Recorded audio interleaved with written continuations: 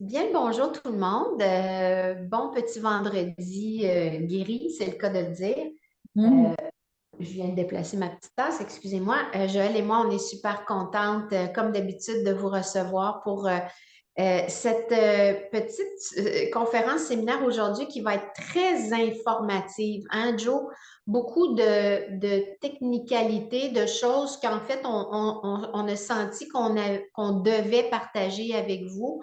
Parce que c'est des choses qui sont dans notre vie de tous les jours et qui ont tellement un gros impact dont on n'est absolument pas au courant. Mhm. Euh, donc, pour débuter, en fait, ce que j'aurais envie de vous dire, c'est que ce qu'on veut faire aujourd'hui, notre but est vraiment de vous informer. De vous informer, donc, pour pouvoir après faire un choix éclairé. Bien sûr, quand on a des habitudes alimentaires depuis qu'on est au monde, ça ne se change pas sur un dizaine. Puis le but aussi n'est pas de vous faire peur puis de vous faire capoter avec mon Dieu, on est entouré de poison. Euh, non, mais oui, en même temps, un peu. Donc, tu sais, si je suis honnête avec vous, si on est honnête avec vous, tout ce qu'on va vous amener comme information, c'est vraiment pour vous éclairer sur ce dans quoi on vit. Il faut comprendre toujours qu'on part d'une industrialisation qui s'est faite depuis les années 40, peut-être même avant, ou beaucoup plus fort après 50, 60, mais tu sais, ça a commencé progressivement, bien sûr. Et donc, tout ça, aujourd'hui, on en ressent l'impact dans la santé ou plutôt la maladie des gens. Et on sent que c'est notre devoir de vous partager ces informations-là, puisque nous, on les a, puis on fait, oh my God, il faut que les gens soient au courant de ça. Mhm. Exact. Peut tranquillement faire des changements graduels. Mhm. Donc, comme on en a déjà parlé, ça ne veut pas dire de couper ci, couper ça tout d'un coup. Il y a des gens qui sont capables, good for them, mais c'est très difficile de couper certaines choses que l'on aime en plus et de surcroît que l'on croit qu'ils sont bonnes pour nous parce que c'est ce qui nous a été inculqué depuis notre enfance. Et ça, bien sûr, nos parents n'en savaient pas plus que nous. Il faut aussi garder en tête qu'il y a des industries que les insistances officielles promouvoient. Je suis là que je me tiens le cœur. Promouvoient beaucoup de choses qui ne sont pas nécessairement bonnes pour nous, mais qui font rouler l'économie du Québec, rouler l'économie du Canada. Je vais le dire comme ça, OK? Mhm. Pour être correct. Non, on ne veut surtout pas décourager personne, plus vous rendre autonome, à être capable de commencer à réfléchir par vous-même puis à vous dire, OK, est-ce que ça, ouais, ça, là, je devrais lire l'étiquette de ça parce qu'il me semble qu'il y a quelque chose peut-être là-dedans, ou ça, telle affaire, que vous commenciez à vous poser des questions vous-même et que vous ne preniez pas tout comme du cash de ce qui vient justement des instances officielles, donc le guide de la santé, machin chouette et tout ça. Oui, ça peut être bon à un certain moment, mais l'évolution dans laquelle on a été depuis l'industrialisation a été tellement phénoménale que maintenant, on ne parle plus de bien-être en se nourrissant, on parle de pratiquement de maladie en se nourrissant si on n'est pas au courant de ce que l'on doit tasser graduellement, bien sûr, et ce que l'on doit remplacer parce qu'il y a des alternatives. Donc, on va vous parler du gluten, on va vous parler des produits laitiers, on va vous parler des huiles, on va vous parler du sel, on va vous parler des sulfites et on va aussi, Joe, j'ai oublié de t'en reparler tantôt quand on faisait notre petit recap, de lire les étiquettes aussi. Tu sais, il y a des choses clés là, sur lesquelles on veut vraiment, oh, OK, il y a ça, non, merci, j'en prends pas. Donc, juste pour qu'au moins vous ayez les outils, puis qu'après, vous puissiez décider par vous-même, OK, qu'est-ce que je fais avec ça? Donc, Joe va commencer avec le gluten. Yes, merci pour la belle intro. Ouais, c'est vraiment clair. En fait, c'est de devenir conscient.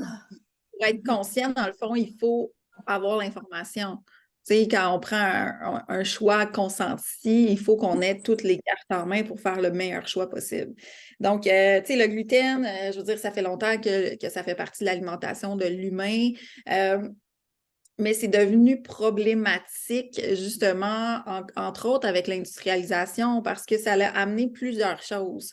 Tu sais, premièrement, le gluten, ben, on l'a sélectionné, resélectionné et croisé pour qu'il soit plus panifiable. Donc, qu'est-ce que ça veut dire? C'est qu'on a agrandi, allongé la chaîne de gluten. Puis le gluten, c'est des protéines. Puis ces protéines-là, en fait, sont constituées d'acides aminés. OK? Donc, nous, les humains, on a besoin d'acides aminés pour bien fonctionner, pour construire notre corps. C'est un matériau de construction, de transport, entre autres. OK? Donc, c'est les acides aminés qui sont essentiels et non la protéine. Là, la protéine est devenue tellement forte, donc pour moi, c'est des petits anneaux, les acides aminés. Là, la protéine est devenue tellement forte et tellement longue qu'on n'a plus les enzymes. Donc, les enzymes, c'est comme des ciseaux qui vont accélérer la digestion pour nous, qui nous aident en fait à digérer et à assimiler.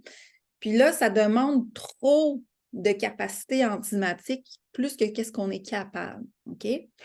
Puis, il y avait la façon traditionnelle de faire le pain qui était au levain, par exemple, pour le gluten, de faire en sorte que ces enzymes-là, ils sont déjà présentes quand on fait le pain.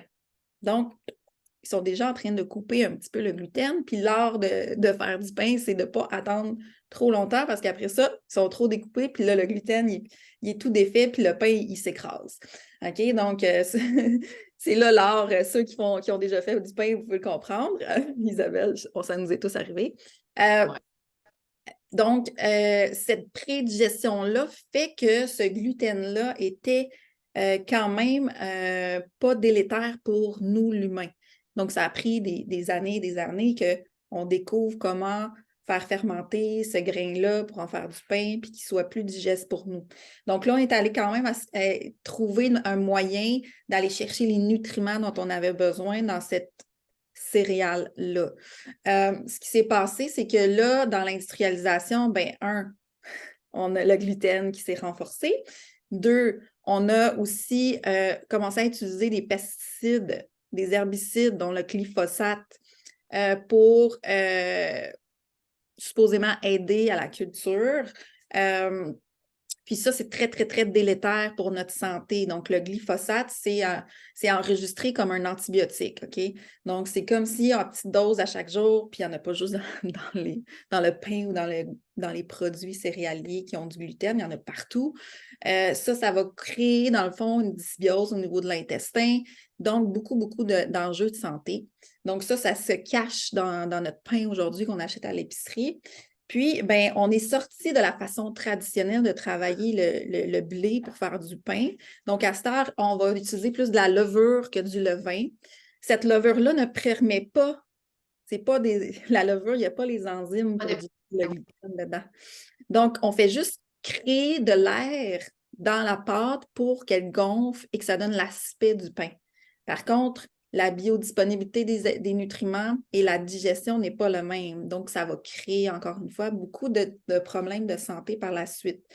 Donc, ça devient comme un produit qui devient comme quelque chose à la base qui a nourri et sauvé des peuples. C'est quelque chose maintenant qui fait souffrir un peuple.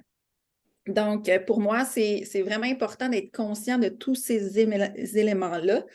Puis, dans le fond aussi, c'est que on est allé on est allé transformer le grain pour en faire des farines blanches parce qu'on voulait trouver des moyens de conserver à long terme le blé sans qu'il devienne pas bon.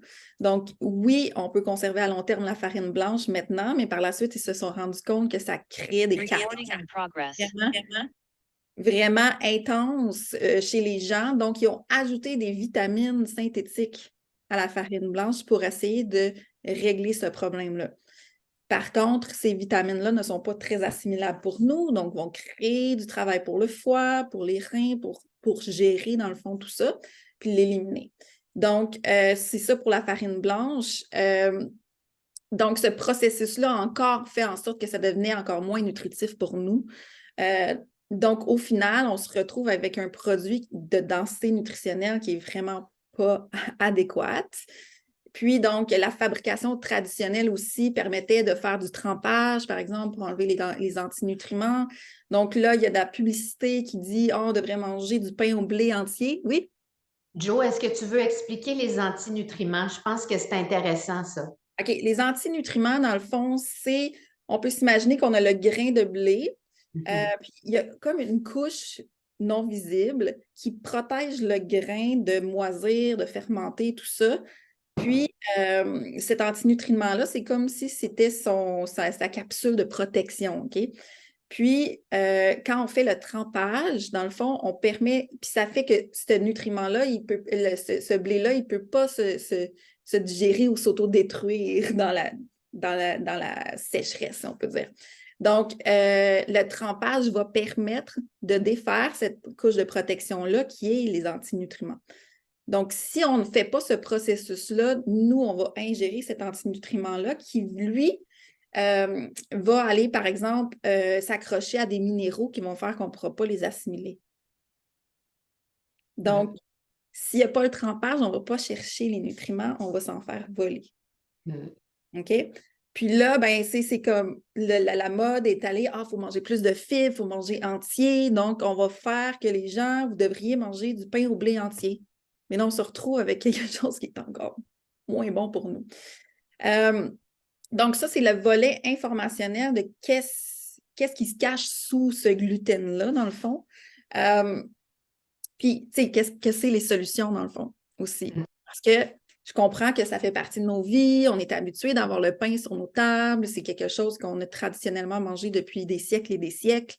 Donc, ma suggestion pour moi, c'est de retourner le plus possible à ce qui se passait il y a des siècles dans notre assiette. Donc, d'aller vers du pain au levain, d'aller vers du gluten biologique, si on peut dire, donc du grain biologique, pour enlever, dans le fond, le glyphosate, les pesticides et tout ça, qu'on ne peut pas, même dans le bio, il y en a un petit peu, mais il y en a moins au moins.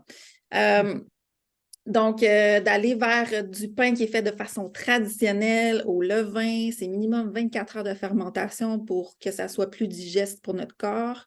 Il y a des boulangeries qui le font de plus en plus, c'est sûr, vers Montréal. Dans le Nord, on a quelques endroits qui le font aussi. Ma suggestion, c'est si ça vous tente, faites un hobby puis faites du pain maison au levain. On a une vidéo sur Vital au quotidien, plus un article qui explique comment faire pour justement aller faire en sorte que ben, si vous ne voulez pas arrêter le pain, ben, au moins cette façon de le consommer-là va avoir moins d'incidence négative sur votre santé, mais plus positive. Je ne sais pas si je pense que j'ai à peu près fait le tour de la question. Oui, totalement. Puis moi, en fait, ce que je voulais rajouter, c'est que pour avoir expérimenté de faire mon propre pain avec Joël, la meilleure professeure de pain au monde, moi qui avais beaucoup, beaucoup d'intolérance au pain, au gluten terriblement, quand j'ai commencé à manger ce pain-là et à le faire moi-même, ben, j'avais plus mal au ventre. C'est comme, OK. Donc, c'est clairement le gluten, exactement comme Joe l'a expliqué, qui avait un impact sur les parois de mon intestin. Oui. Puis tu te Et souviens à donc, Paris, quand on a commencé à avoir cette discussion-là, oui. On fait du city dropping, tu sais, quand on était à Paris, mais c'est vrai. Oui, c'est vrai. Puis que je t'ai expliqué que j'allais dans le 10e arrondissement acheter le meilleur pain du meilleur boulanger de Paris qui fait pousser du blé ancien et qui fait fermenter minimum 48 heures. Ça pâte avant de la cuisiner, puis c'est vraiment un pain complètement différent, aux saveurs différentes, aux propriétés différentes, avec une digestibilité incroyable. Puis je t'ai fait goûter à ce pain-là, puis tu as fait « Wow! » La mort après, j'aurais pu mourir après, j'étais correcte. J'avais tout ce qu'il fallait que je connaisse dans la vie maintenant. Tu avais vécu ce que tu avais à vivre avec ce pain-là. Bref, donc il y a quand même moyen de moyenner toujours dans la vie, dans le sens que si vous êtes un grand consommateur de pain, ben, allez explorer avec joie les possibilités qui sont offertes à vous d'y aller dans des boulangeries qui offrent du bio, du levain, des choses traditionnelles, du vrai pain. Puis vous allez découvrir que c'est complètement fantastique au niveau des saveurs aussi. Je veux dire, ça n'a rien à voir. Ah non, ça n'a rien à voir. Puis, je répète aussi la nuance entre le levain et la levure, là, n'a rien à voir. Exactement. Donc, et demandez-le au boulanger, tu sais, aussi, combien de temps la pâte est-elle restée en fermentation avant la cuisson? Est-ce que c'est juste 1 heure, 3 heures? Si vous avez comme un 24 heures, 48 heures, là, on est en business. exact. Joe? C'est quand même rare. C'est C'est pas c'est répandu. rare. C'est rare, mais il y en a dans le Nord. Et bien sûr, si vous le faites vous-même, ben là, Vous avez puis le vous temps. allez développer un plaisir énorme. Donc, on a fait une petite vidéo l'année passée dont Joël parlait. Fait que si vous allez voir sur le site de Joe ou sur le groupe Vital au quotidien, vous allez voir. Ou sinon, vous nous écrivez après. Ouais. Avais-tu autre chose pour compléter, mon ami? Ben, je pense que ça fait le tour. S'il y a des gens qui ont des questions, vous pouvez peut-être l'écrire dans le Dans le chat. chat? Oui, on Euh, pourra répondre aux questions après. ouais. Notre deuxième point va être les produits laitiers. Donc, avant, puis ça aussi, hein, c'est de déconstruire des choses où on ne veut pas complètement virer de bord à 360 degrés, à 180 degrés, pardon, mais en même temps, comme je l'ai dit au début dans ma présentation, c'est qu'on veut vous mettre au courant. Premièrement, le lait qui existe aujourd'hui, les produits laitiers qui existent aujourd'hui n'ont rien à voir avec, encore une fois, exactement comme le pain, de ce qui se faisait à l'époque. Premièrement, les vaches mangeaient de l'herbe, mangeaient du vrai gazon, étaient dans les pâturages et c'était du vrai gazon qui n'était pas shooté avec du glyphosate, qui n'était pas arrosé de tout ce qui vient du ciel. C'est des vaches qui étaient en plein air, donc c'est des vaches qui étaient nourries d'une façon biologique, naturelle. Euh, Ensuite, bien sûr, ces vaches, le lait de ces vaches-là était non pasteurisé, non homogénéisé. Donc, encore une fois, on avait un produit non transformé. Et ça revient souvent à ça, c'est la transformation qui crée des problèmes au bout du compte. Euh, alors, en fait, plus on a un produit qui est raw, qui est cru, comme je vais vous parler tantôt, puis Joël, gêne-toi pas pour me rentrer, tu me feras juste ton petit doigt comme ça. Si tu as des choses à dire, ça va me faire grand plaisir que tu m'en apprennes parce que, bien sûr, moi, je n'ai pas la prétention de connaître énormément de choses. Vous savez que je suis en formation en ce moment, mais je suis ultra intéressée. J'en connais quand même pas mal plus qu'il y a quelques années, mais Joël est vraiment beaucoup est très calé dans le domaine. Donc, je vous donne les infos que j'ai, puis Joe, tu ne te gênes pas pour rentrer ce que tu as à dire. Première des choses. Là, Oui, je vais juste ajouter quelque chose parce que merci oui. de ce que tu dis, mais en même temps, c'est un monde très, très, très vaste. C'est un apprentissage continu. Puis, aujourd'hui, on vous présente nos réalités, nos vérités. Mais la vraie science, elle évolue. Donc, restez à l'affût parce que moi, je reste à l'affût, puis on va toujours vous partager comme Tu as raison. découvre au fur et à mesure. Mais il y a des choses qui sont la réalité puis qui ne changeront jamais. Puis c'est de ça que tu vas nous parler là. C'est de ça, exactement. Donc, moi, d'emblée, les amis, puis ça a toujours été dans ma tête. Je me suis toujours dit, je me souviens en étant petite, quel mammifère boit le lait d'un autre mammifère et ce pendant toute sa vie? En partant, si notre mère, si nous, les femmes, on fait du lait, c'est pour nourrir le bébé humain. Donc, de prendre du lait d'une vache, avec ce que je vais vous donner comme information, vous allez comprendre qu'il y a des choses qui ne sont pas du tout adaptées pour nous. Euh, Premièrement, le lait de vache est fait pour des veaux. Le veau, qui est tout petit, ben, peut-être comme ça à peu près à la naissance, reçoit le lait de sa mère pour devenir huge de même en dedans à peu près d'un an. Qu'est-ce que ça a comme impact sur un mécanisme humain qui est en train de se développer, donc des petits humains qui sont en train de se développer? C'est pas nécessairement la meilleure chose. Je passe mes lignes juste pour être sûre que je n'oublie rien. Premièrement, on n'a pas les enzymes. On n'a pas la présure contient des enzymes. On n'a pas ces enzymes-là pour digérer les molécules du lait des vaches. Donc, en partant, ça tombe direct dans le petit estomac, soit du bébé, soit de l'enfant, parce on dit toujours bois du lait, parce que c'est ce que l'on a appris avec ce que je vous expliquais tout à l'heure des instances officielles qui disent que boire du lait, c'est bon. Ça pouvait l'être à l'époque où le lait n'était pas modifié du tout. Encore là, ce que je vais vous nommer, c'est au niveau enzymatique. On n'a pas ce qu'il faut pour digérer les enzymes du lait. Donc, c'est très indigeste aussi de par une haute teneur en gras saturés. Il y a des gens qui vont avoir besoin de plus de gras saturés que d'autres, mais en général, ce que moi j'ai appris, c'est qu'un verre de lait avait l'équivalent en gras saturé que 3 coins de $. Hein? Donc, c'est beaucoup et ben c'est encore une fois, c'est pas adapté à nous parce que le petit veau, il a besoin de tout ce gras saturé-là pour devenir gros assez rapidement, alors que le petit bébé humain, lui, il grandit beaucoup plus lentement. Ça n'a rien à voir avec l'évolution d'un petit être humain. Le lait aussi est excessivement inflammatoire de par la caséine, qui est une forme de protéine qui colle à nos parois, aux parois intestinales. La caséine, c'est littéralement de la glu. Et il y en a beaucoup dans le lait. Ça colle aux parois de l'intestin, ça rend l'intestin poreux et ça le force à produire des anticorps parce que là, il fait, voyons, c'est quoi cette affaire-là? Ça me colle après, qu'est-ce que c'est? Ah, peut-être un pathogène, peut-être je ne sais pas quoi, produit des anticorps. Et donc, ça affaiblit notre système immunitaire qui est dans notre système digestif. Comme on le dit souvent, tout est relié. OK? Donc, pensez pas que le système immunitaire il est en quelque part isolé et qu'il n'y a rien qui y touche. Le système immunitaire, il est là. Donc, c'est pour ça que c'est tellement important de savoir qu'est-ce qu'on met dans notre ventre. Vas-y, mon ami.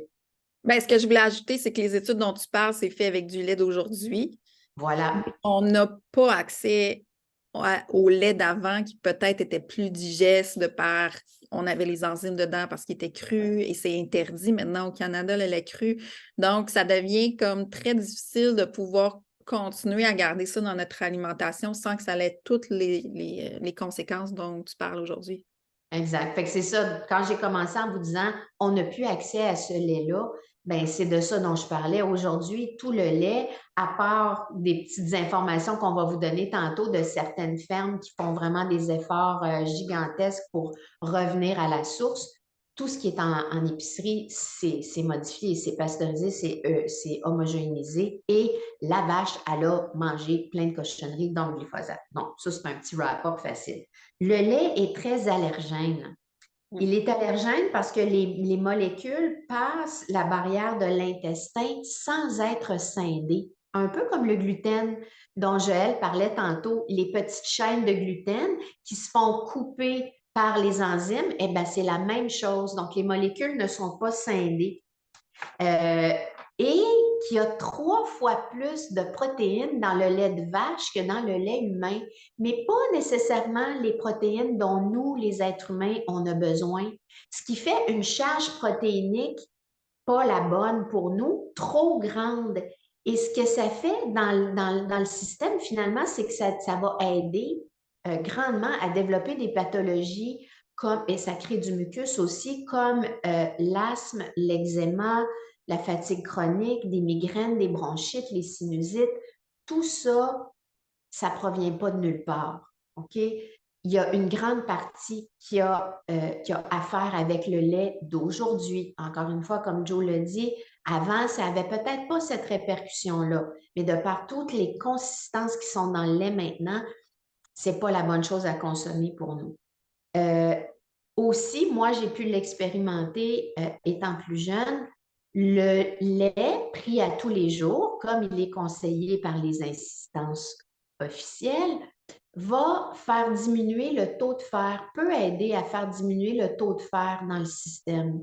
Moi, je me suis mis à faire de l'anémie étant petite, out of nowhere. Pourquoi? Ben voilà, je pense aujourd'hui que j'ai plus de réponses.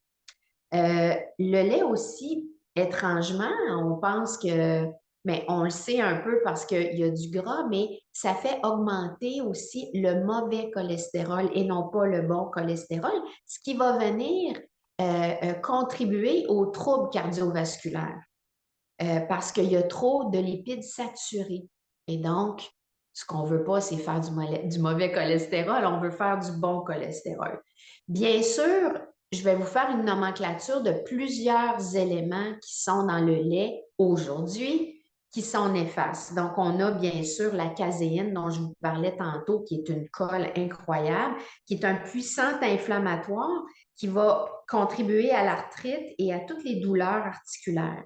Le lactose, qui est un sucre qui est contenu dans le lait aussi, qui est très difficile à digérer pour l'être humain, qui va contribuer à des troubles gastro-intestinaux, au diabète, parce que ce n'est pas adapté pour l'homme, c'est adapté pour le petit veau. C'est aussi un perturbateur endocrinien, donc au niveau hormonal.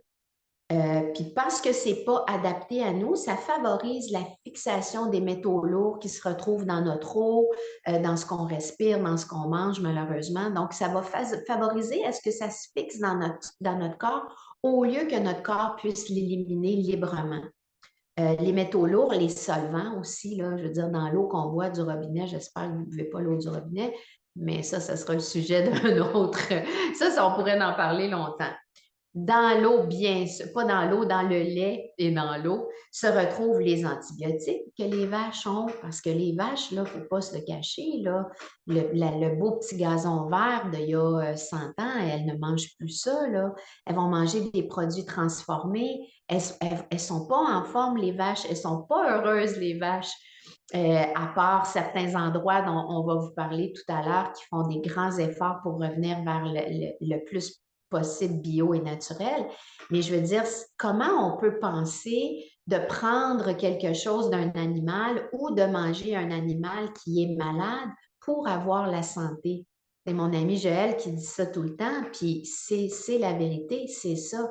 Donc, dans ce lait-là se retrouve plein d'antibiotiques, en fait 100 fois plus qu'il y a seulement 25 ans.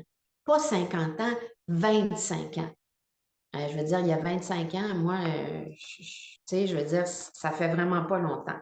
Bien sûr, à cause de tout ça, ça endommage la flore intestinale, le microbiote, et donc ça affaiblit le système immunitaire.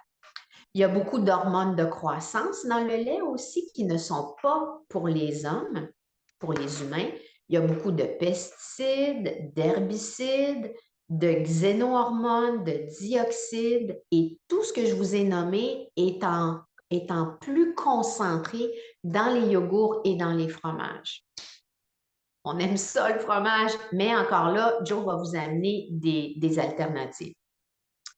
Il y a un mythe par rapport au lait et les os.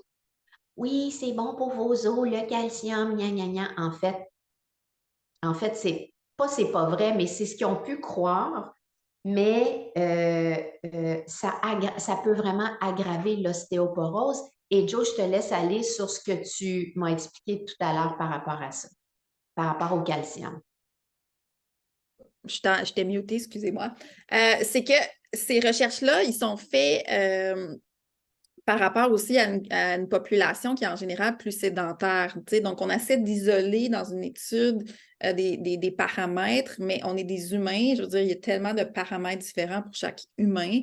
Mais c'est dans une tendance aussi de sédentarisation. Donc, l'ostéoporose, ce n'est pas nécessairement un manque de calcium qui vient du produit laitier, mais bien que le corps, il va utiliser ce dont il n'a pas besoin pour garder son équilibre ici et maintenant. Donc, si vous n'utilisez pas, par exemple, vos muscles, ben vous n'aurez pas des gros muscles. Le corps, il va faire comme « Ah, c'est pas nécessaire, je vais utiliser ça pour faire d'autres choses. » Les os, c'est la même chose. Donc, si vous faites de l'ostéoporose et que vous êtes sédentaire, c'est que votre corps juge que c'est moins important d'avoir des os solides que d'aller d'utiliser ces minéraux-là pour retrouver une homéostasie le plus possible ici et maintenant. Donc, l'homéostasie, les amis, c'est l'équilibre dans tout le corps. Exact. Puis si je peux ajouter sur ce que tu disais sur le lait, c'est que aussi, vu que la vache ne mange plus ce dont elle devrait manger, donc c'est-à-dire brouter de l'herbe au soleil, dans la paix et dans la joie, elle va être nourrie en fait de maïs, de soya, entre autres, que c'est OGM. Puis je suis désolée, mais ce n'est pas naturel, OK?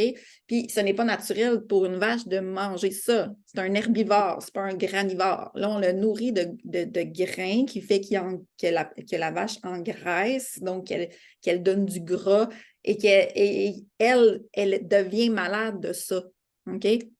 Donc, le lait qu'on va boire, il n'y aura pas un bon équilibre au niveau oméga 3, oméga 6, parce que dans les grains, il y a beaucoup d'oméga 6 et c'est ce qui est beaucoup trop présent dans notre alimentation. Et dans l'herbe, on va aller trouver les oméga 3. OK? Donc, ça, c'est une autre chose qu'on ne voit pas aujourd'hui. Si on regarde un verre de lait, c'est un verre de lait. Et il est complètement différent au niveau de sa composition d'acides gras essentiels. Donc, c'est un facteur très, très, très important. Donc, déjà, si vous allez dans des produits laitiers qui viennent de vaches qui ont brouté de l'herbe, ben, vous allez avoir plus d'oméga 3. Donc, et vous n'allez pas avoir les OGM. C'est ça. Et donc, on parlait d'une ferme qui s'appelle les produits de Pine Edge Farm, Ouais. qui sont vraiment, qui essaient de revenir à l'essentiel, donc les yogourts, les fromages, le lait. Et au Québec, la Vallée Verte. Oui. Donc, Pine Edge Farm, eux, ça va être pasteurisé parce que c'est la loi. Par contre, c'est la plus basse température qui est permise. Donc, on va aller un petit peu moins dénaturer le produit. Puis, ils ne vont pas homogénéiser. Donc, l'homogénéisation, c'est d'aller, dans le fond, faire en sorte que le gras et le lait restent mélangés ensemble. Donc, ça fait qu'on a comme une pinte de lait, on la verse, il n'y a pas le gras sur le dessus comme il y avait à l'époque. Donc, ça, c'est une standardisation de l'industrie pour que ça soit plus plaisant pour le consommateur. Mais ça fait qu'on est obligé de retirer tout le gras, donc écrémer le lait, puis ensuite, on ajoute le 3,8 ou le 2 qui est écrit comme sur l'étiquette très précise. Ça, c'est une transformation. Donc, ça devient encore moins assimilable si ça l'était à la base. Donc, Pine Edge Farm vont faire ça, eux, pour leurs produits de yogourt et de kéfir. Donc, c'est une façon de pouvoir, si vous y tenez à continuer à consommer ce type de produits laitiers-là. Ensuite, la Vallée Verte, ben eux, c'est de mémoire 2 frères. Il y en a un qui est très techno et l'autre est très agriculture régénérationnelle. Donc, d'aller dans... La vache, elle a besoin de brouter de l'herbe et tout ça. Donc, ils font ce côté-là. Donc, by the book, comme c'est supposé d'être fait. Puis, le frère plus techno, ben, il va ajouter de la musique, des trucs qui vont masser les vaches, des systèmes pour traire d'une façon vraiment confortable pour elles, qu'elles y vont selon leur propre volonté quand elles en ont envie. Donc, c'est pas le fermier qui décide de l'heure de la traite et tout ça. Donc, on va dans quelque chose qui est quand même mieux optimisé, ben, pour le bien-être animal, mais si l'animal est mieux, ben, il va nous offrir une meilleure nourriture. Le respect de l'animal. Oui. Fantastique. Donc, c'est ce dont on avait à vous parler pour le lait. Joe va poursuivre maintenant avec les huiles. Ouais. Ben, ça va être un petit peu plus court. On a donné beaucoup d'informations déjà. Mais ce qui est attrait aux huiles, dans le fond, en général, si votre huile est dans une bouteille en plastique transparente, puis qu'elle est comme, tu sais, sont comme jaune clair tout le temps, là, les huiles végétales, etc. Tu sais, allez pas là, OK? Les huiles, ça devrait être conservé dans des pots en verre parce que les huiles et le plastique se mélangent très, très, très facilement. Donc, on va aller chercher les perturbateurs endocriniens du plastique, donc du contenant. Mais c'est aussi que ce sont des huiles qui ont été soit hydrogénées, qui ont été utilisées des solvants, des désodorisants pour enlever l'odeur et le goût. OK, c'est des huiles souvent qui viennent de produits qui sont rances à la base. Donc, il y a tout un procédé de solvant puis industriel pour faire en sorte que quand on la mange, on ne soit pas comme complètement dégoûté. Ce n'est pas des produits qui étaient destinés à la nourriture humaine à l'époque. Par exemple, l'huile de coton, ça ne devrait même pas faire partie de notre alimentation, mais quand vous achetez des bouteilles qui ça dit huile végétale, ben, ça fait partie de ce qui est dedans. Dans le fond, tu sais, je vais plus aller dans qu'est-ce qui est bien de consommer comme huile, qu'est-ce qui est mieux dans le fond. Ben, tu sais, c'est sûr qu'on connaît très bien l'huile d'olive extra vierge, biologique, s'il vous plaît, dans des contenants en verre qui ne sont pas transparents aussi, parce que la lumière va oxyder l'aliment avant que vous le consommiez, donc ça devient mauvais pour nous. Puis l'huile d'olive, vous allez l'utiliser pour une cuisson légère, pas des cuissons à haute température, ça ne tient pas. On appelle ça le point de fumée. Donc, on ne veut pas que si ça fume dans votre poêle, jetez l'huile, ça devient toxique pour vous. Donc, d'une huile pressée à froid, extra vierge, dans un contenant verre biologique. Vous pouvez consommer, par exemple, l'huile de coco, qui a un gras saturé, mais d'une chaîne moyenne. Donc, encore une fois, l'huile de coco, elle est souvent désodorisée parce que, ou sinon, vous ne pourriez pas cuisiner comme salé à part des mets asiatiques. Donc, elle ne doit pas être désodorisée parce que ça, c'est un procédé, encore une fois, chimique. Et elle doit être extra vierge aussi. OK? Peau en verre aussi. Ensuite, on a toutes les huiles, style tournesol et tout ça. C'est des huiles qui souvent vont avoir beaucoup comme d'oméga 6 par rapport aux oméga 3, comme l'huile d'arachide aussi. Donc, c'est quand même des huiles qui sont plus naturelles. Par exemple, si on la compare à l'huile de maïs, comme tu presses du maïs, il vient de où le gras? C'est comme incompréhensible. Donc, c'est une transformation, par exemple, qu'on pourrait faire à la maison. Donc, ça fait plus de sens pour l'humain. On pourrait prendre du tournesol puis en extraire l'huile, en le malaxant et tout ça, puis l'huile, elle reviendrait à la surface. Donc, c'est un peu plus naturel comme procédé. Par contre, au niveau des équilibres des acides gras, on n'est pas gagnant. Donc, comme je disais tantôt sur l'oméga 3 et l'oméga 6, on a à peu près dans notre alimentation nord-américaine 20 oméga 6 pour un oméga 3. Puis, on doit avoir une balance entre les deux. Puis, elle devrait être 4 oméga 6 pour un oméga 3. Même des fois, il y en a qui disent que c'est 2 oméga 6 pour un oméga 3, le ratio. Donc, on est vraiment très, très, très loin d'un équilibre. Donc, c'est pour ça qu'on est beaucoup dans une société de maladies d'inflammation. Donc, les huiles de tournesol, arachide, c'est vraiment des huiles qui ont beaucoup, beaucoup d'oméga 6. Donc, on veut éviter l'huile de pépins de raisin aussi. Donc, c'est des huiles qu'on veut éviter. Donc, on va les remplacer par l'huile d'olive. L'huile d'avocat, j'ai un petit bémol parce que c'est récent quand même dans la consommation humaine qu'on extrait l'huile de l'avocat. Mais son point de fumée est plus élevé. Donc, encore une fois, on veut une huile de qualité dans des bouteilles en verre, c'est les mêmes détails. Donc, avec parcimonie, parce que pour moi, je ne suis pas convaincue que c'est une bonne huile pour l'humain. Ensuite de ça, ben, c'est sûr que on va aller même les huiles biologiques, on veut aller dans des petites industries parce qu'il y a eu beaucoup de scandales sur la véracité de ce qui est inscrit sur les bouteilles, OK? Un petit test facile à faire à la maison, mettez votre huile au frigo. Si elle n'est pas solide, ce n'est pas de l'huile d'olive. Ou si elle est décantée un petit peu, il y a un fond que c'est pas solide, puis il y a comme une autre partie qui est solide. Là, vous avez peut-être un mélange de vraie huile d'olive avec autre chose, malgré que l'étiquette ne l'inscrit pas. Tu voulais ajouter quelque chose, Lisa? Bonne info, mais je voulais te demander, pour toi, la meilleure huile de cuisson, c'est laquelle? L'huile de coco va aller dans une plus haute température parce qu'elle est Oui, sans saturée. perdre ses propriétés. Exact, parce qu'elle est saturée. Donc, au niveau de la truc de valence, puis tout ça, il n'y a pas d'échange possible. Donc, elle va tenir plus à la cuisson. Donc, je te dirais l'huile de coco, mais je préconiserais de ne pas cuire à haute température avec de l'huile. Non, c'est ça. On essaye de ne pas rien carboniser, les amis. Ça, c'est un autre sujet aussi. Oui, exactement. Excellent. Excellent. Ouais. T'avais-tu d'autres choses là-dessus, Joe, par rapport aux Non, ça huiles? fait quand même le tour. Puis encore une fois, si vous avez des questions, écrivez-les dans la conversation, puis on pourra y répondre. OK, super. Ben, moi aussi, je vais faire ça un peu. Tu sais, les autres items sont moins gros que le gluten et les produits laitiers. Je viens vous parler de l'hydratation. Donc, le bon sel, je vais vous dire quel est le bon sel, quel est le pas bon sel. Il faut comprendre que la meilleure hydratation, ce sont les fruits. Pourquoi? Parce que c'est dans un complexe, c'est pas quelque chose qui va être retiré.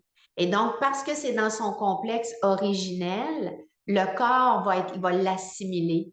Alors que quand on retire quelque chose de son complexe de base, l'assimilation ne se fait jamais de la même façon pour le corps humain. Donc, la meilleure façon de s'hydrater, c'est à travers vos fruits. Donc, comme on en a déjà parlé le matin, vous prenez votre petite eau citronnée pour aller alcaliniser votre corps. En partant, vous avez le citron qui va venir vous amener plein d'électrolytes et vous mangez vos fruits ensuite. Ça, c'est le top de l'hydratation. Parce que ce qu'on veut, en fait, oui, vas-y, Joe, t'as-tu levé ta main? Ah, OK, parfait, excuse. Euh, Ce qu'on veut comprendre aussi, c'est on peut bien dire boire de l'eau, boire de l'eau. Premièrement, l'eau du robinet, OK, il faut que vous ayez de l'eau de source comme Joël à Sainte-Agathe ou moi, ce que j'ai fait en ville, c'est que j'ai un système d'eau à osmose inversée dans laquelle, parce que le système d'eau à osmose inversée va enlever tout, même les minéraux. Eh bien, on en a besoin. Donc, moi, après, je rajoute les Ionic Elements de Purium qui sont en plus avec de l'acide fulvique dedans. Donc, je vais revenir là-dessus tout à l'heure pour vous donner nos meilleures suggestions par rapport à quoi mettre dans votre eau ou quoi prendre avec votre eau, celle que vous avez choisi de prendre. Donc, il faut comprendre que pour que le corps soit vraiment bien hydraté, dans chacune des cellules de notre corps, on a comme une petite centrale électrique qui s'appelle la mitochondrie. Et pour que l'hydratation rentre jusque dans le centre de la cellule, on a besoin de minéraux dans notre corps. C'est ce qui fait qu'on absorbe vraiment les liquides qu'on prend de la bonne façon. Là, je vais parler du sel parce que c'est le sel, les bons sels qui font qu'on est capable d'assimiler correctement les liquides. Donc, les bons sels sont le sel de Camargue, je les ai tout nommés, le sel celtique, si vous voulez prendre des notes, le sel de Guérande et le Redmond, donc R-E-D-M-O-N-D, donc Redmond, Real Salt, donc il vient du Grand Lac Salé en Utah. Ces sels-là ont les 18 ingrédients essentiels dont le corps humain a besoin pour être capable d'assimiler et d'être vraiment bien dans l'hydratation. Comprenez que le sel de table a été blanchi à l'acide, comme les farines blanches aussi, donc toxique, et tout ça pour le rendre beau, pour le rendre tout parfait, comme le lait de Joël tantôt, pour rendre ça tout beau que finalement, tout ce qui reste, c'est du chlorure de sodium dedans. Tous les minéraux dont on a besoin pour être en bonne santé ne sont plus là.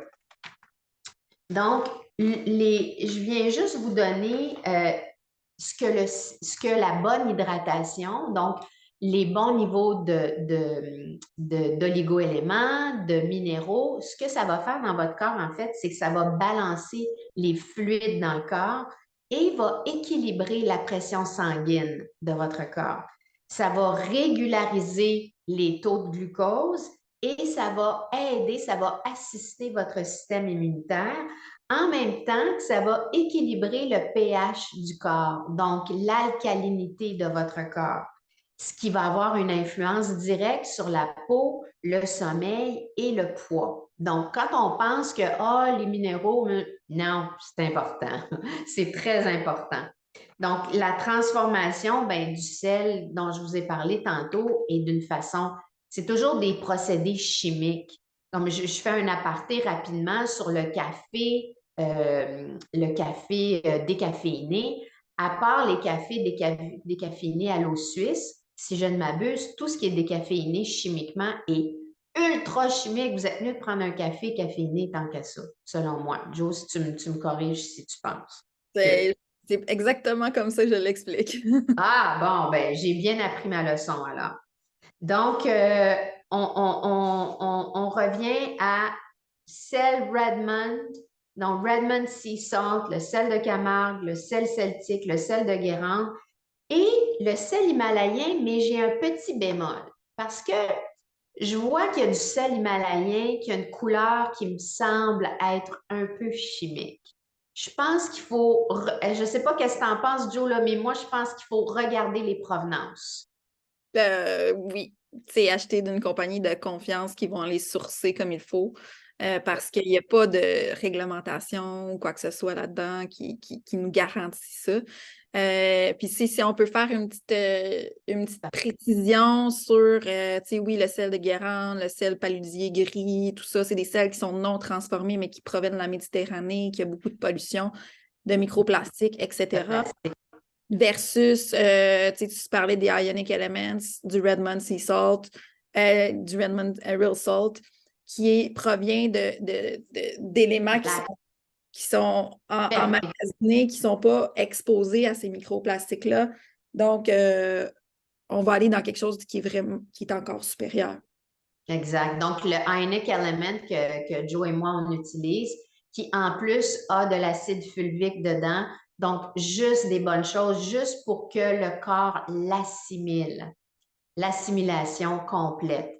Est-ce que j'ai bien compris que l'huile de pépin de raisin est à éviter, Joanne demande? Je vais laisser Joël répondre. Oui, l'huile de pépin de raisin, pardon, il y a eu une mode de ça. Mais oui, l'huile de pépin de raisin a beaucoup plus d'oméga 6 que d'oméga 3. Donc, même si elle est cold press, je sais qu'il y a des compagnies québécoises qui font des huiles de qualité de pépin de raisin. Mais au niveau de l'équilibre oméga 3, oméga 6, on n'est pas là. Oui, elle peut avoir un point de fumée plus élevé aussi. Donc, c'est quelque chose que peut-être à utiliser à l'occasion quand vous voulez faire une nourriture spéciale qui demande une cuisson à température plus élevée, mais je ne la prendrai pas au quotidien, par contre, pour cuisiner. Bonne précision, Joe. Merci. Et on va pouvoir répondre à vos questions après si vous en avez, les amis. Puis, pour terminer, pour le sel, juste vous dire que tout ce qui se retrouve sur les tablettes qui sont transformées contiennent ce sel-là, le sodium qui est caca. Vas-y, Joe. Puis, dans les sels réguliers, on va voir beaucoup des E quelque chose, là. Il y a un chiffre à côté.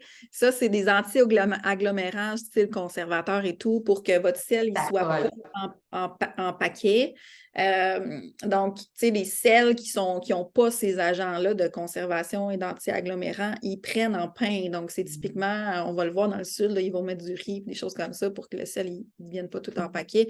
Donc, c'est pas normal que votre sel soit fluffy au bout de 3 ans dans un sac ouvert dans votre garde-manger. C'est très bonne information. Ouais. Très bonne information. Fait en continuant dans les polluants pour le système humain, Joe, tu vas continuer avec les sulfites. Oui. En fait, les sulfites, justement, Oui. c'est un des agents de conservation qu'on va utiliser beaucoup. Tu sais, les sulfites, ils vont en avoir dans les produits parfois de charcuterie, mais il va y avoir beaucoup plus de nitrites que je peux parler aussi. Donc, si on parlait dans les agents de conservation en général, je vais mettre l'accent sur les sulfites, c'est qu'on ne veut pas avoir ça c'est des additifs alimentaires, OK? Donc, le corps, lui, il va réagir à ça. J'ai envie d'ajouter le glutamate monosodique, on ne l'a pas mis dans notre liste, mais sérieusement. Pour la prochaine conférence qu'on voulait en parler, oui. C'est vrai, hein?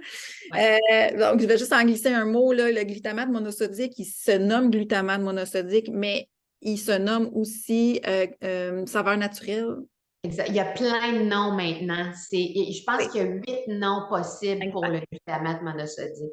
Oui, donc ça, très délétère aussi pour notre santé, surtout pour les enfants, les adultes qui ont le TDAH, c'est incroyable, mais tu sais, quand on voit que ça fait ça pour eux, ça fait ça pour nous, mais on le voit moins.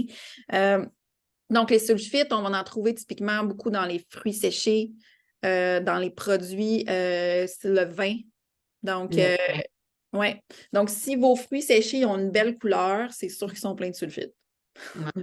Que les fruits séchés biologiques, ils ont tout un aspect un peu brun parce qu'il n'y a pas ce conservateur-là qui fait que la couleur reste belle.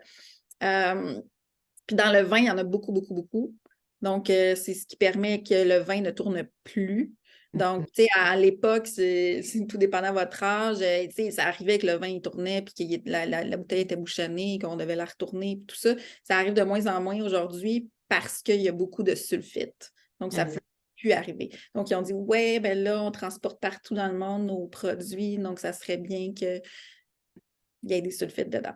Donc, si pour le vin ou pour les fruits séchés, consommer ça biologique, OK? Donc, dans les fruits séchés, il n'y en aura pas de sulfite en bio. Par contre, il y a une autorisation d'une certaine quantité de sulfite dans les vins biologiques. Ah, Savoir. OK? Donc, si vous ne voulez pas du tout de sulfite dans votre vin, il faut aller vers la biodynamie et les vins naturels. Ça, il y en a beaucoup moins, mais il y en a de plus en plus parce qu'il y a de plus en plus de monde qui sont conscients de ce qui se passe. Puis je ne peux pas m'empêcher d'ajouter aussi que dans le vin qui n'est pas biologique, il y a beaucoup, beaucoup, beaucoup d'additifs, de saveurs artificielles parce qu'on a habitué les gens à faire comment ça goûte vanillé, nanana. ça goûte le fruit de chêne, ça goûte ci, ça Puis goûte... là, ils veulent d'année en année que le produit goûte la même chose, mais le terroir n'est jamais pareil. Donc, c'est des vins qui sont très, très, très, très stables au niveau du goût. Tu sais, à chaque fois que vous allez vous ouvrir cette bouteille-là, peu importe le temps de l'année, peu importe l'année qui est écrit sur la bouteille, il va toujours goûter la même chose. Et ils n'ont aucune obligation de nous indiquer quels sont les additifs et les saveurs qu'ils ont ajoutés à leur vin. Donc, tu sais, si vous voulez consommer du vin, parfait, allez-y, faites-vous plaisir. Mais si vous voulez commencer à prendre soin de vous, commencez par consommer des vins de qualité. Allez explorer les vins nature, c'est tout un monde. Et vous allez avoir des gens qui sont passionnés, qui vont vouloir avoir du terroir dans leurs produits, qui font les choses à l'ancienne. Donc, c'est de revenir, dans le fond, à la base. Donc, tout ce qu'on vous a parlé aujourd'hui, c'est ce qui s'est produit avec l'industrialisation. Donc, retourner à des pratiques avant l'industrie va faire en sorte que de continuer à consommer ça dans votre vie va avoir moins de conséquences. Exact. Puis, ben, on peut glisser un mot aussi sur les étiquettes par rapport au dioxyde. Ouais. Ben oui, parce qu'en fait, tu sais, les étiquettes nutritionnelles, c'est pas compliqué. Un, consommer le plus d'aliments qui n'ont pas d'étiquette. Parce que déjà, quand ils ont une étiquette, c'est qu'il est emballé, c'est qu'il est probablement un minimum transformé. OK? Ça. Donc, ça, c'est mon premier conseil. Majorité de choses sans étiquette, donc des fruits, des légumes, des produits non transformés. Ensuite, si vous consommez des produits avec des étiquettes, ben, il faut que les étiquettes aient le moins de différents ingrédients possibles. Donc, si vous achetez du pain puis il y a 8 lignes d'ingrédients, oublie ça. C'est même pas la peine de lire les ingrédients qu'il y a dedans. Puis, quand il y a peu d'ingrédients, ben, allez-y avec des ingrédients que vous savez c'est quoi. Donc, tu sais, du shortening, de huile, de Crisco, de machin, c'est pas, ça n'existe pas, tu sais. Donc, tu sais, si vous allez vers des produits préparés, par exemple, tu sais, il y en a qui vont faire quand même les choses correctement. Tu sais, ça va être biologique. Ils vont utiliser de l'huile d'olive extra vierge. Ça va être vraiment comme si vous l'aviez cuisiné à la maison, mais ça a été fait par quelqu'un d'autre. Ben, on va dans quelque chose qui est correct.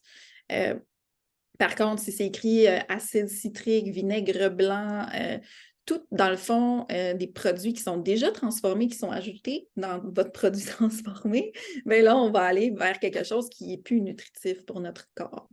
Exact.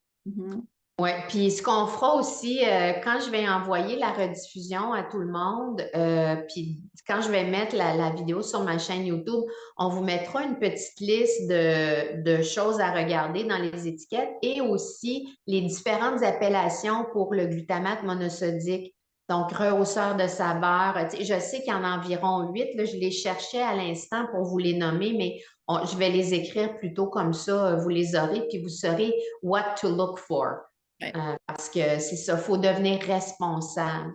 Donc, J'ai envie d'ajouter un bémol aussi. Il commence à avoir des applications qui sont supposées nous aider à faire notre épicerie. Donc, de nous dire, oui, c'est bon, non, c'est pas bon. Par exemple, je disais un article français récemment qu'ils ont un système de couleurs, puis que genre l'huile d'olive, c'était D, puis il y avait une sorte de céréale full industrielle que c'était A, comme... je sais pas c'est quoi les critères. Alors, il y a du lobbying là-dedans.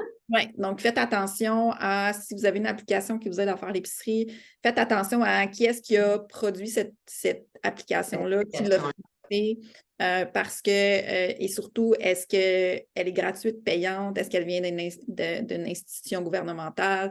Donc, c'est vraiment important de quand on veut mettre notre confiance dans quelque chose, qu'on aille voir qu'est-ce qui se cache derrière. Merci, Joe. Est-ce que les amis, vous avez des questions qui vous popent? Tu ne peux pas prendre de jus de citron, Joanne, aucun agrume, tout te brûle à cause d'un cancer à la langue. Est-ce que tu vois Oui, la question, Joël? Je te oui. laisse répondre à... En Ouais, fait, nous, on fait des recommandations générales. Donc, qu'est-ce que l'humain en général peut consommer? Tout le monde a des spécificités. Là, l'importance de l'accompagnement personnalisé aussi. Nous, en ce moment, comme on parle à la population en général, donc si toi, tu te retrouves dans une condition où le jus de citron n'est pas bon, dans le sens que tu me dis que ça te brûle, prends-en pas, tout simplement. Puis si tu voudrais avoir des suggestions ou autre chose par lesquelles tu pourrais remplacer, mais l'alcanisation, elle ne vient pas juste des agrumes, elle vient des autres fruits. Donc, si les autres fruits, ça passe bien, ben c'est parfait comme ça. exact. Ouais. Donc, vas-y avec les fruits qui te font du bien, Joanne. Les fruits que tu aimes, les fruits que dans ta bouche, ça Ouais. fait bon, puis ça va t'alcaliniser. Hein? Parce qu'en général, à part quelques exceptions, tout ce qui est dans la famille des fruits et des légumes est alcalinisant, là, je généralise, et tout le reste, plus ou moins, est acidifiant. Ouais. Donc, c'est sûr que, bon, les pommes de terre normales sont un peu plus acidifiantes que les pommes de terre sucrées, donc les patates douces, mais bon, il y a des petites variantes, mais si vous êtes dans la famille des fruits, vous avez de l'alcalinisation, là. C'est jamais dans... Et comme ça, c'est une recommandation générale, mais en spécificité, on va aller te dire est-ce que la personne est capable de digérer et assimiler ces aliments-là? Parce que, par exemple, quelqu'un qui a un intestin complètement détruit, probablement qui ne sera pas capable, par exemple, de manger des carottes ou des choses comme ça, crues, parce que ça va. Il y a plein de nutriments de bonnes fibres, mais pour cette personne-là, pour ce moment-là, qui est en inflammation, ça ne sera peut-être pas le meilleur élément pour justement aller alcaliniser, mais ça va peut-être plus créer de l'inflammation, donc au final, pas nous aider. Donc, c'est là que vient l'importance d'être bien informé, de spécifier pour chacun, même si on est fait pour tous vivre en santé sur le même régime alimentaire en tant qu'humain. Oui, c'est ça. On est tous différents aussi. Oui, on a la même physiologie de base, mais on a tous grandi dans des facteurs différents, dans des environnements différents. Donc, c'est important de regarder, nous, c'est quoi qui résonne avec nous aussi, se fier à votre instinct aussi, tu sais. Exactement. Est-ce que d'autres personnes auraient des questions pour nous? Des petites mains peut-être? Ou gênez-vous pas de nous écrire. On est disponible pour vous avec grand plaisir. Puis, tu sais, moi, ce que je voudrais vous dire en conclusion, c'est que, tu sais, voyez pas ça comme, oh mon Dieu, je viens de me faire écraser par des informations tellement pas encourageantes, tu sais, dans le sens que le diable se cache dans les détails au niveau de ce qu'on a expliqué aujourd'hui. Mais allez-y en exploration, tu sais, de vous dire, ah, mais en fin de semaine, on va aller explorer, de trouver une belle boulangerie qui fait des choses différentes, puis on va aller s'acheter un petit vin nature à déguster avec ça, puis un petit fromage au lait cru. Puis Ben oui. s'amuser, tu sais, puis c'est que ça permet de commencer une démarche vers une meilleure santé sans faire des grands changements encore. Mais c'est un beau début pour avoir déjà des améliorations à plein de niveaux. Puis si vous avez envie d'aller plus loin dans votre démarche, ben, venez voir Isabelle, venez me voir, ça va nous faire plaisir. C'est vraiment une passion pour nous. Oui, puis moi, je vais juste vous rajouter par rapport à vous donner des alternatives. C'est sûr que le lait, c'est le lait, c'est le lait, c'est le lait. Mais moi, Joël et moi, on boit du lait végétal. Je veux dire, se faire son propre lait d'amande, c'est facile. C'est pas des choses compliquées. Donc, si vous voulez, Alexa, merci. Si vous voulez tranquillement vous en aller vers les laits végétaux, encore là, si vous allez dans les laits végétaux, tout ce qui va être en épicerie, qui va être sur la tablette, qui n'est pas dans les frigos, on ne prend pas ça. Parce qu'il y a des petits amis dedans qui sont là pour qu'ils restent bon longtemps sur la tablette. Donc, prenez-les dans le frigo. Vas-y, Joe. Oui, ben en fait, c'est que ce qui est sur les tablettes, ça a été transformé à ultra haute température pour permettre la conservation sur tablette. Donc, on a complètement dénaturé encore une fois. Dans un 2 litres de lait d'amande, vous allez peut-être avoir 10-12 amandes dedans. Vous payez ça un prix de fou. Quand on apprend à faire ça maison, c'est tellement, tellement meilleur. Puis, il n'y aura pas les antinutriments, les gommes et tout, le tralala là, qui existe dans les produits industriels. Ouais. Donc, très facile à faire. Vous allez voir sur le net, faire son lait d'amande, faire son lait de cachou, faire son lait de whatever. C'est merveilleux. C'est très, très valorisant pour nous parce qu'on crée quelque chose nous-mêmes. Moi, j'ai fait germer maintenant, avec tous les bons conseils de mon ami Joël, je fais tout germer mes graines, mes lentilles, mes mango beans, mes azuki beans.